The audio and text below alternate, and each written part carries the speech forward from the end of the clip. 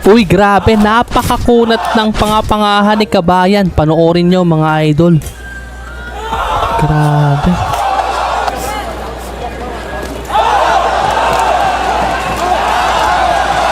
Tignan nyo, nabugbog dito yung Pinoy. Pero may twist dyan mga idol. Makakaganti ang Pinoy.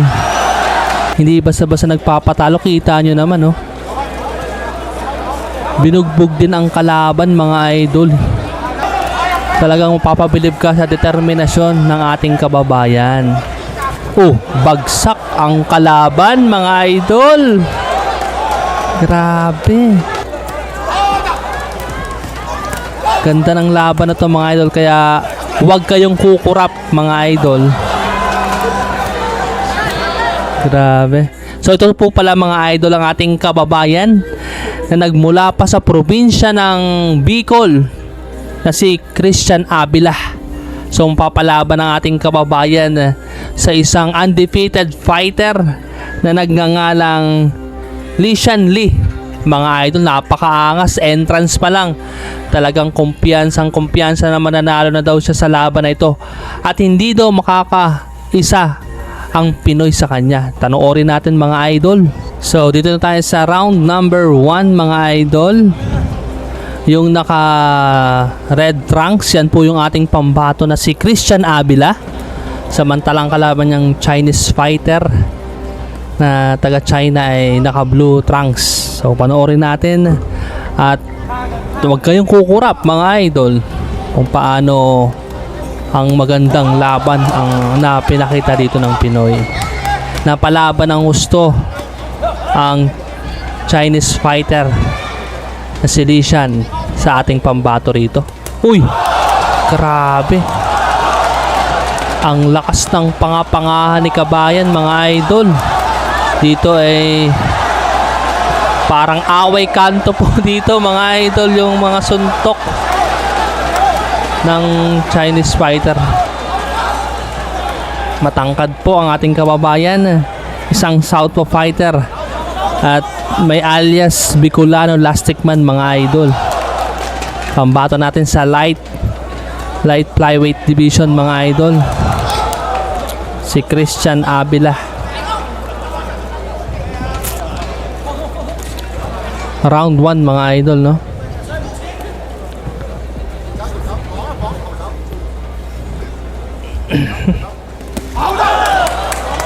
Medyo aggressive dito yung kalaban mga idol.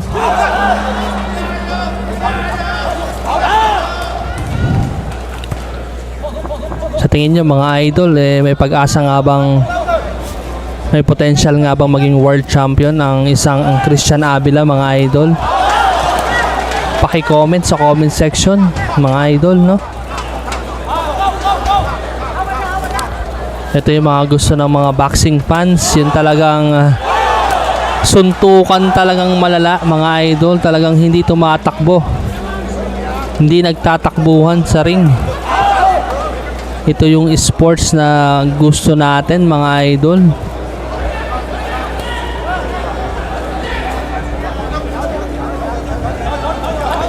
Round 1. Uy, nakakabawi na ang ating kababayan. Binudodegahan na. Kita niyo yung mga kombinasyon ng Pinoy. Talagang napapasigaw na ang mga manonood. Ang ganda ng palitan dito sa round number 1 mga idol. Talagang mapapawaw ka sa laban na to. Round 2 na tayo mga idol. Ang ganda ng laban nila sa round number 2. Talagang suntukan. Ito talaga dapat yung pinapanood natin. Talagang nabugbog dito sa round number 2 ang ating kababayan. Uy, tingnan nyo naman, nagpapalakpakan ang mga manonood dahil sa palitan ng dalawang boksingerong to mga idol. Manalo matalo, talagang palakpakan natin yung ating kababayan dahil dumayo pa po ang ating kababayan na si Christian Avila para lang sa karangalan ng ating bansang Pilipinas. Kaya naman manalo matalo, maging proud tayo mga idol, at makikingi ng isang like at pakishare ng video na ito mga idol. Maraming salamat at ingat kayo palagi mga idol. Round 2. Medyo relax, tsaka yung determinasyon ng dalawang boksingero, talagang mapapabilib ka eh. Marami na silang binatong mga suntok pero nanatili pa rin nakatayo at malakas.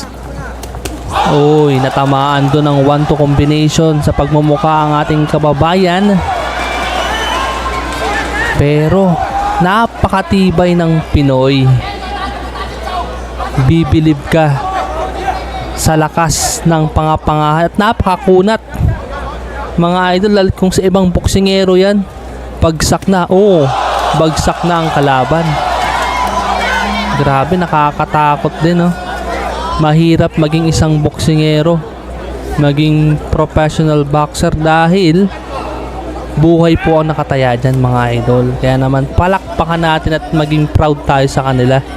Training pa lang po napakahirap na. Ayun, tignan nyo naman, nakakabawi yung ating kababayan. Ito yung maganda kay Christian Avila, hindi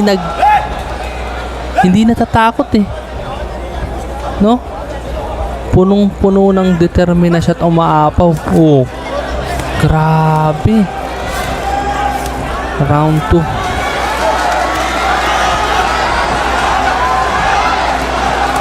Palitan talaga sila.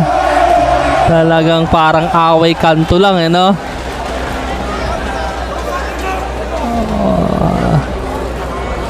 Tapos na ang round 2. So dito na tayo sa round number 3 mga idol. Talaga namang mapapabilib ka rin sa Chinese fighter, dahil isang malakas din ang nakalaban dito ng Pinoy. Pero syempre dito tayo sa ating pambato, dahil lahat po dyan ay kalaban ng Pinoy, dahil ginanap ang laban sa China mga idol, na kung saan balwarte ito ng kalaban. Mag-isa lang po ang ating kababayan, no, dito sa laban na ito mga idol. Grabe yung mga atake ng ating kababayan. Talagang bibilib ka sa puso ng ating kababayan na si Christian Avila. Sa tingin nyo mga idol, no, pwede nga bang maging champion sa mga susunod na taon itong si Christian Avila? Ano kaya ang pwede niya pang i-improve sa tingin nyo mga idol? Yung depensa ba? Yung kanyang footwork mga idol? Yan, paki-comment sa comment section. Kailangan ko kayo rito mga idol. Paki-share, at kung taga saan kayo, paki-share mga idol, no? Shoutout natin yung mga nagpapa-shoutout. Kaya naman maraming salamat sa lahat ng sumusuporta sa atin mga idol, at sa mga Pinoy. Pasensya na, no, kung masyadong maingay sa pagbo-voice over, no? Ganun po talaga mga idol. Ayun, ang ganda ng palitan mga idol.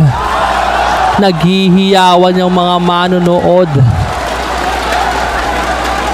Ang ganda ng laban.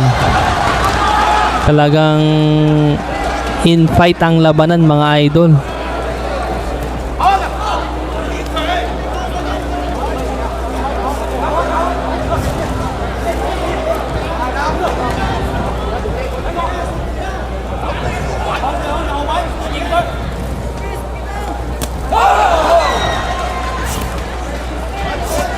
Grabe, yan, bodega na. Napapayakap na yung kalaban, no? Talagang nakaramdam ng pagod ang kalaban dahil sa pinaggagawa ni Kabayan. Bodega ba naman eh. Yung punteriya ni Kabayan, no? Hina mo, sabay uppercut. Para nanghihina na po dito ang Chinese fighter. 10 seconds dito sa round number 3. Talagang napakasipag ni Christian Avila.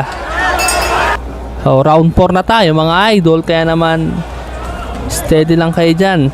Inom muna tayo.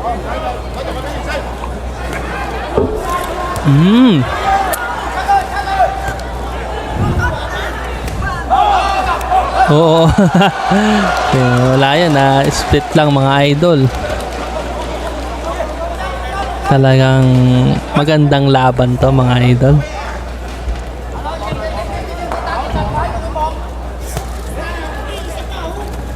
Ito yung maganda kay